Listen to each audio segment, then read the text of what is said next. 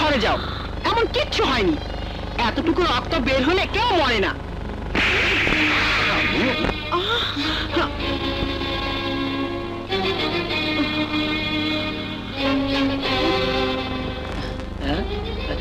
আম্মা সইতে আবার ঠিক কাজটা করছেন না? আমি? তুই আমার পেটের ছেলে না শত্রু? উচিত কথা কইলে সবাই মারে কে? তোমার জন্য চৈতি আমার গায়ে হাত তুলেছে। শাশুড়ির জন্য কত দরদ। ডক্টর ফারুক, আমি চৈতি চৌধুরী বলছি। প্লিজ আমার বাড়িতে একবার আসুন please doctor. Thank you doctor.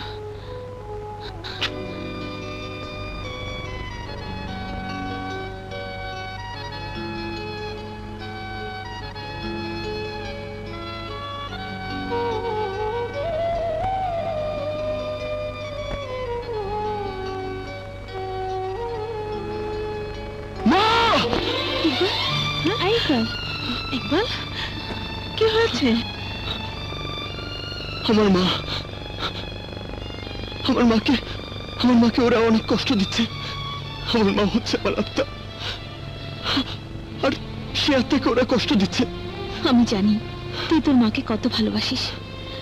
প্রতি রাতে তুই এভাবে চিৎকার করে উঠিস, আর কতদিন এভাবে কষ্ট করবি? দামি খাট, দামি বিছানা ছেড়ে নিচের ফ্লোরে ঘুমাস। কি করবো বল, চৈতি তো আমার মাকে খাটে ঘুমাতে দেয় না।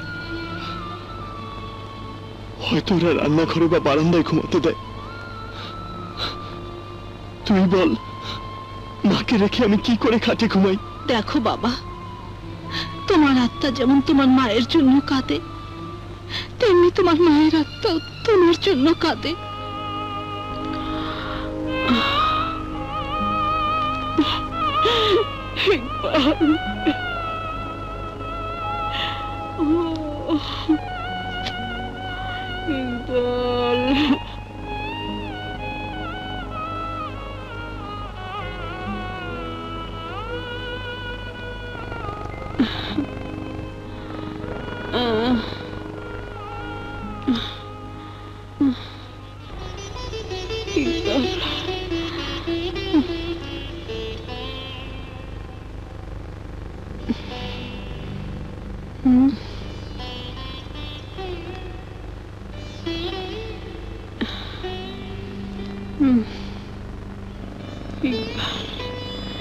ইকবাল,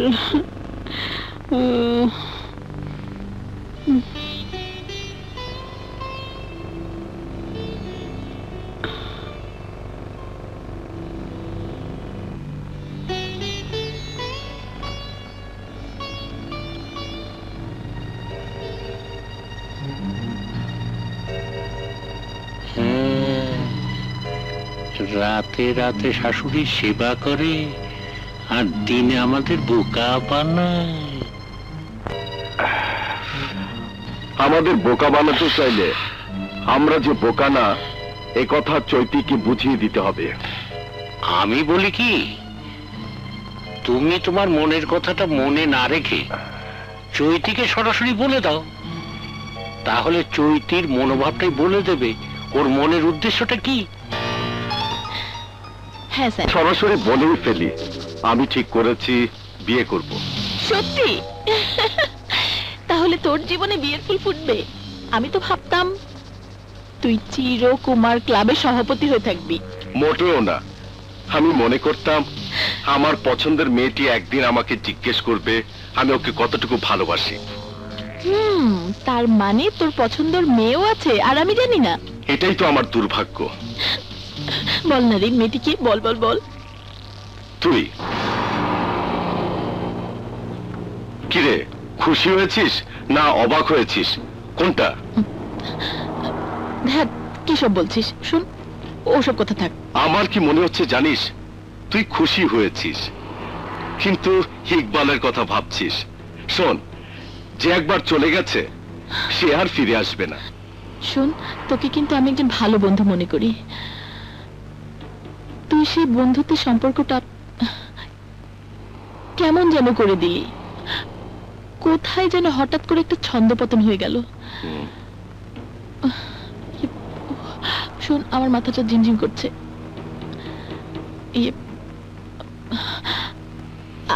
আমি এখন চলি।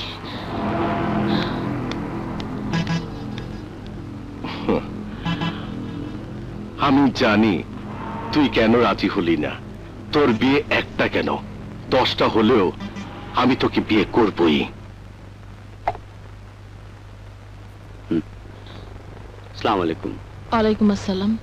ম্যাডাম, অসময়ে আপনাকে বিরক্ত করার জন্য আমি দুঃখিত, কিন্তু না এসে পারলাম না। আমাদের জন্য একটা দুঃসংবাদ আছে ম্যাডাম। ম্যাডাম, ব্যাংক লোন পরিশোধ করার টাইমটা আর এক্সটেনশন করে নাই। আমাদের চিঠি ব্যাংক রিজেক্ট করেছে, আর ব্যাংক থেকে যে চিঠিটা দিয়েছে তাতে স্পষ্ট করে লেখা আছে, নির্দিষ্ট সময়ের মধ্যে টাকা পরিশোধ করতে না পারলে আপনার ইন্ডাস্ট্রি, বাড়ি, গাড়ি সবকিছু নিলামে তুলবে। প্লিজ ম্যাডাম, একটা কিছু করুন। ঠিক আছে, আপনি অফিসে যান, আমি আসছি, দেখি কি করতে পারি। ওকে ম্যাডাম, আসসালামু আলাইকুম।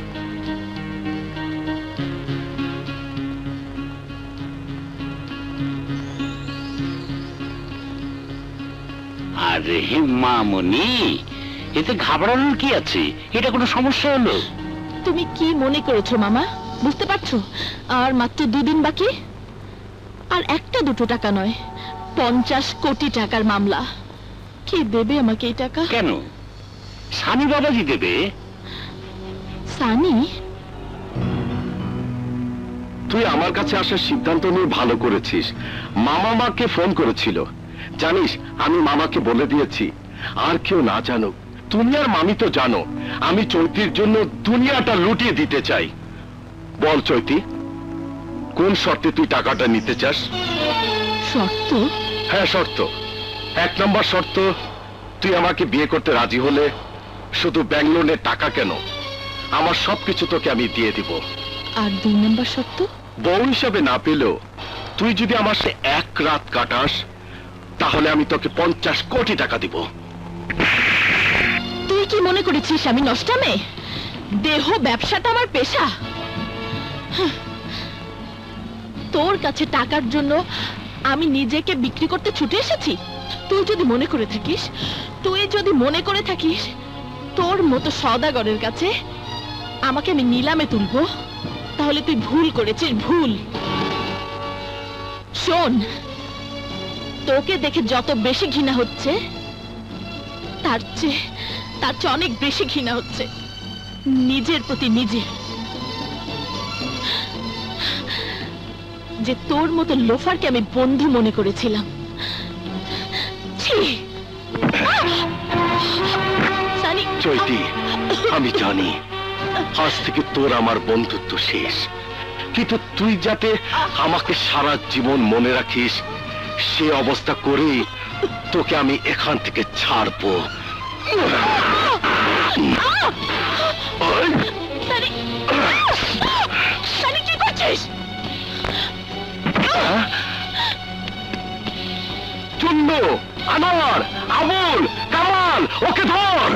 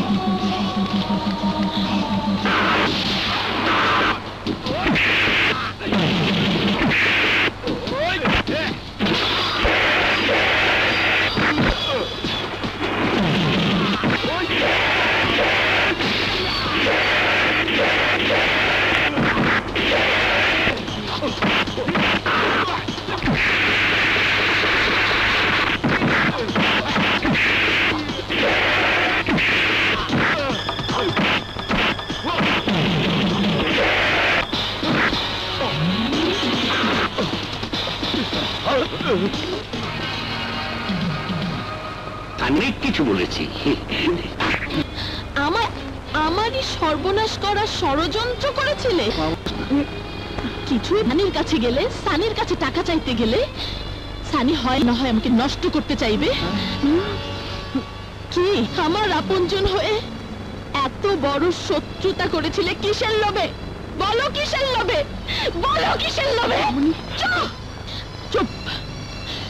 আর একটা কথা না বলে তুমি এই মুহূর্তে তোমার বউকে নিয়ে এ বাড়ি থেকে বেরিয়ে যাও। একদম ঠিক বিচার আপামনি। দুষ্ট গরুর চাইতে শূন্য গোয়াল অনেক ভালো। বাড়ি থেকে নাইলে কিন্তু তোমাকে আমি ঘাট ধরে বাড়ি করে দেবো।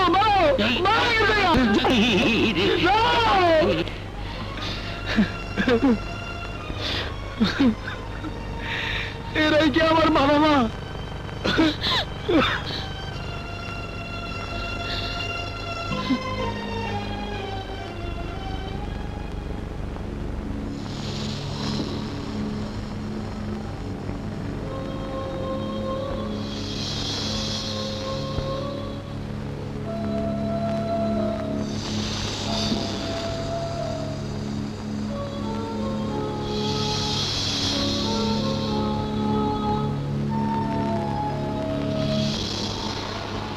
আমি আগেই বলেছি আমি একজন পরোপকারী মানুষ।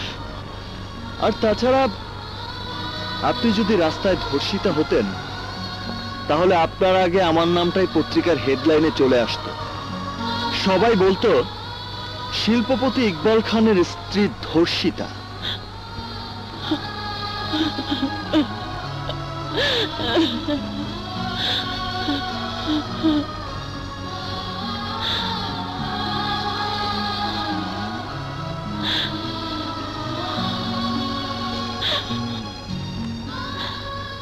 মা, তুমি শুধু দোয়া করো মা, আমি যেন শত্রুকে সবচেয়ে বড় বন্ধু মনে করি, ওর মনের মতো হতে পারি। আমি যেন ইকবালের মনের আকাশে এক চাঁদ মেঘ সরিয়ে জ্যোৎস্না ছড়িয়ে দিতে পারি। মা, মা তুমি দোয়া করো মা, তুমি দোয়া করো।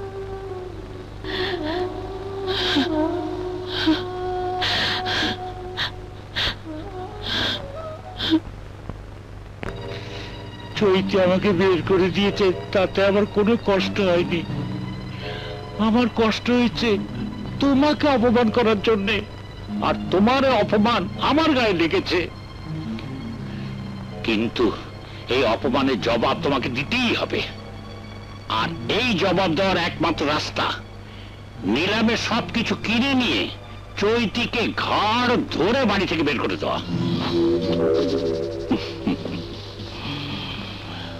তুমি ঠিকই বলেছ মামা, আমি নিলাম ডাকবো, সেই নিলাম ডাকবো। আজকে আমরা যে নিলাম ডাকতে যাচ্ছি তা হচ্ছে চৈতি গ্রুপ অফ কোম্পানির বাড়ি ঘর সহ সম্পত্তি।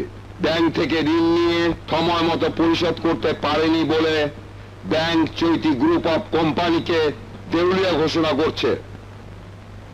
10 কোটি, 10 কোটি 1, 10 কোটি 2,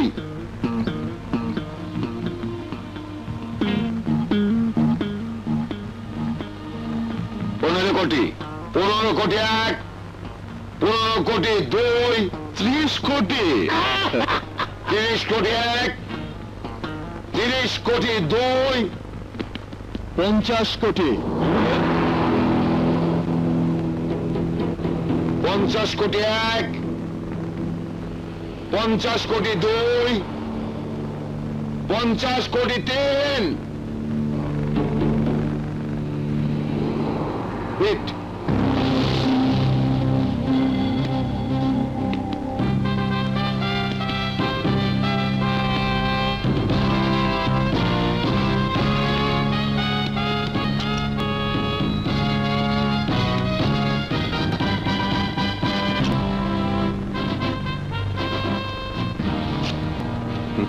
Thank you, Mr. Iqbal.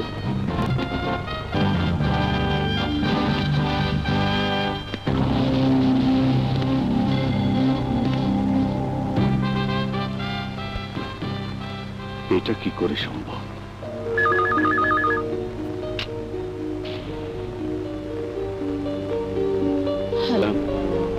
নামে আপনার সবকিছু নিলামে কিনে নিয়েছেন।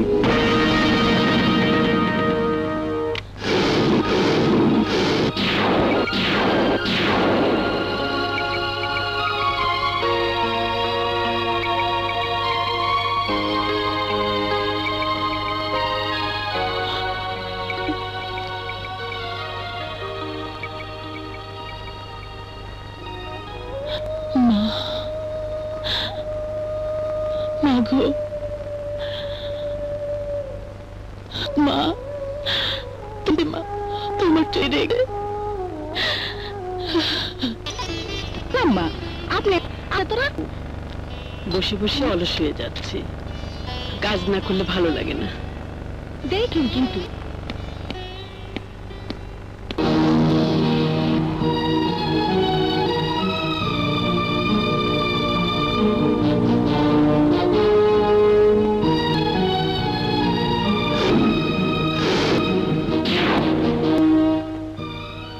মা,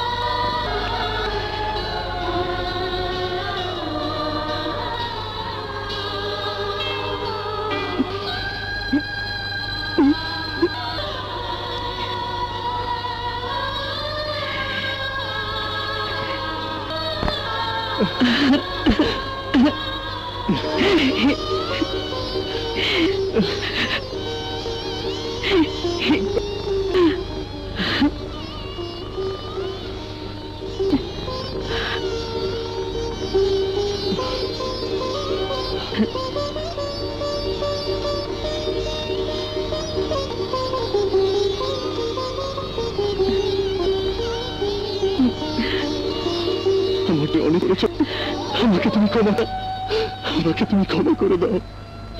ও টাকা নিস, আমার কত টাকা হয়েছে জানো? চৈতি চব্বি জানে। তাহলে চৈতিকে দেন মোহরের টাকাটা দিয়ে আমার অহংকারটা ওর কাছে সত্যি করে দেবা।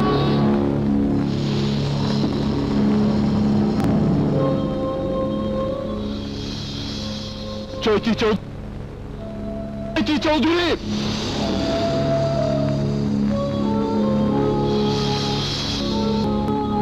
না এই চৈতি চৌধুরী সবকিছুর সব মালিক এখন থেকে। মা, হ্যাঁ মা, এসো এসো।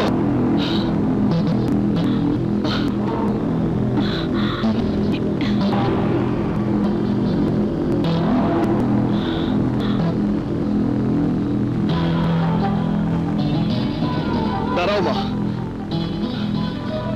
এখানে দাঁড়াও, এখানে দাঁড়াও মা। নাও ধরো, আয়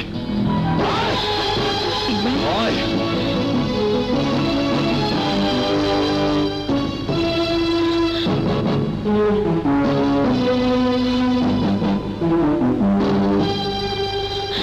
দাঁড়া, এখানে দাঁড়া।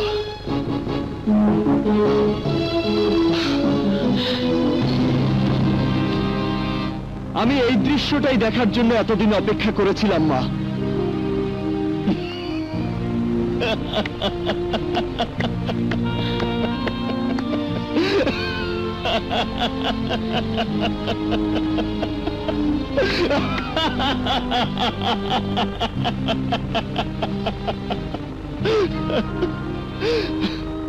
দেখ, উপরের দিকে তাকিয়ে দেখ, আমার মায়ের তুলনায় তোকে কত ছোট মনে হচ্ছে।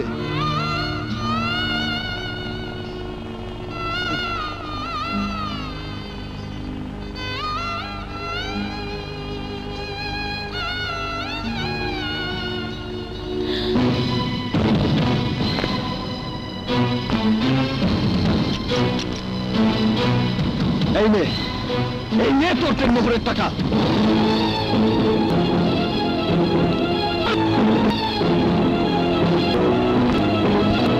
কথা আমার স্ত্রী হওয়ার কোনো যোগ তাই আমি করেছি তোকে তালাক দিয়ে আমি ওই বস্তির ফকিন্নি মেয়েটাকে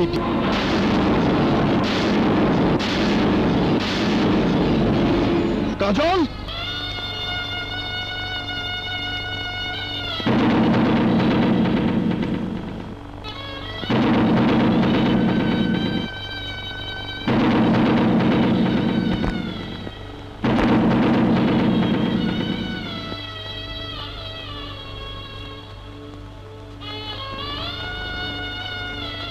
নে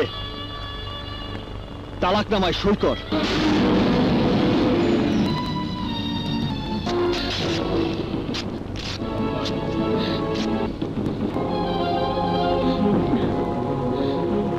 তুই কি মনে করেছিস তালাকনামা ছিঁড়ে ফেললেই আমার কাছে তুই স্ত্রীর মর্যাদা পাবি?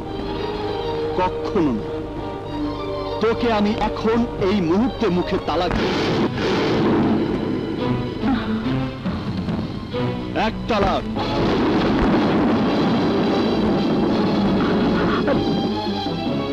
দুই তালাক,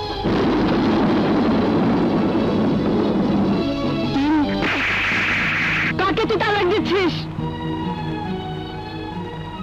যে আমার মাকে কাজের মহিলা করে রেখেছে। কে বলেছে তোকে? তোকে কে বলেছে? চৈতি ওর জেদের কারণে তোকে মেনে নিতে পারেনি সত্য, কিন্তু ও আমাকে মায়ের মর্যাদা দিতে এতটুকু ভুল করেনি।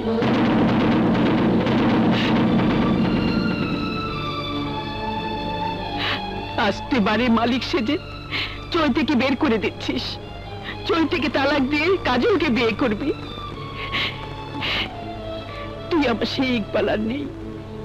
প্রতিশোধের নেশায় তুই অন্ধ হয়ে গেছিস। মা চৈতি, তুই এই দেনমোহরের একটা টাকাও স্পর্শ করবি না। ওর টাকা ওর কাছেই থাক। না, যে সন্তান বউ তালাক দিতে চায় সেই সন্তানের মা আমি না।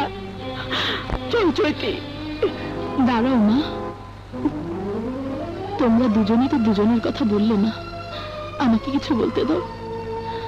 তোমার সন্তান তো অন্যায় কিছু করেনি,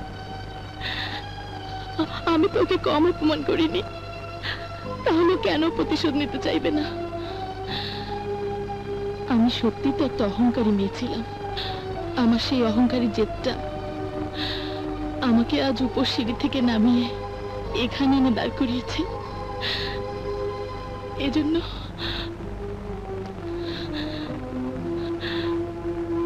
আমি কাউকে দায়ী করতে চাই না। আজ আমি একাই বাড়ি থেকে চলে যাব। আমার জীবন যুদ্ধে আমি কাউকে অংশীদার করতে চাই না। মা, মা গো, তুমি আমার জন্য আজ যে কথাটা বললে, আমার নিজের মা বেঁচে থাকলে হয়তো এই কথাটাই বলতো। আজ আজ আমার শত্রু আমি নিজেই। তাই তো আমার জন্য আমি তোমাদের এত বড় সুখের অংশীদার হতে পারলাম না। অথচ তুমি আমার কষ্টের ভাগিদার হতে চাইছো। আমি তালাকের কাগজটা ছিঁড়ে ফেললেও তোমার ছেলেকে তোমার সামনে কথা দিয়ে যাচ্ছি, আমি কোনোদিন স্ত্রীর দাবি নিয়ে তোমার ছেলের সামনে ফিরে আসবো না। বৌমা,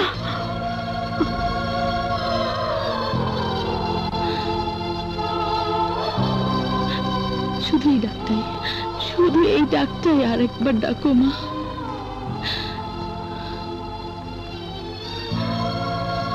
মা চলে যাবার আগে অন্তত এই সান্ত্বনাটুকু নিয়ে যাই, আমি তোমার ছেলের বউ হতে না পারলেও তোমার তো বৌমা হতে পেরেছি।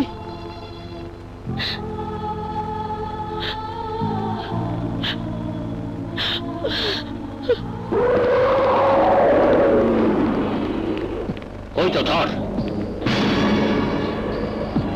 তোর তো সব শেষ, এবার তুই আমার সাথে চল। চৈতি আমার স্ত্রী,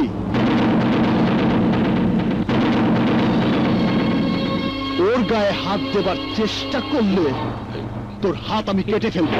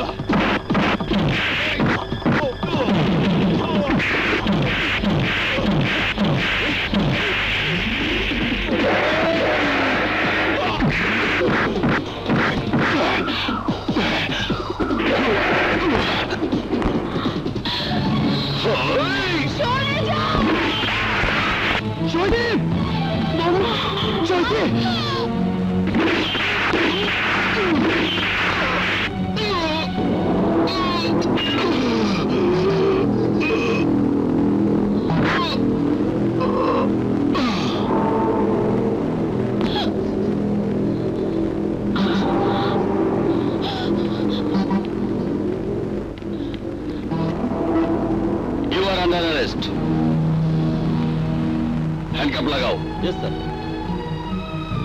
সবাইকে নিয়ে চলো। আমি পলাই।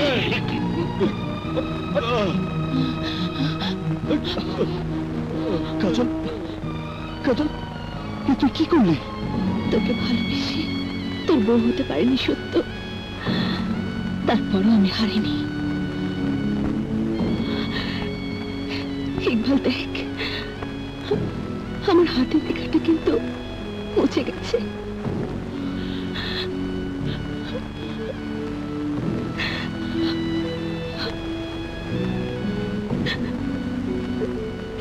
এই মুছে যাওয়ার মাঝে আমি তোকে খুঁজে পেয়েছি। যদি ভালোবাসায় কাজল, আমি তোর সামনে দাঁড়িয়ে তোকে মুখ পেতে বাঁচাতে পারিনি, অথচ চৈতি তোর জীবন বাঁচিয়ে রেখে তোকে বাঁচিয়ে দিয়েছে। ভালোবাসার খেলায় সত্যি আমি হেরে গেলাম।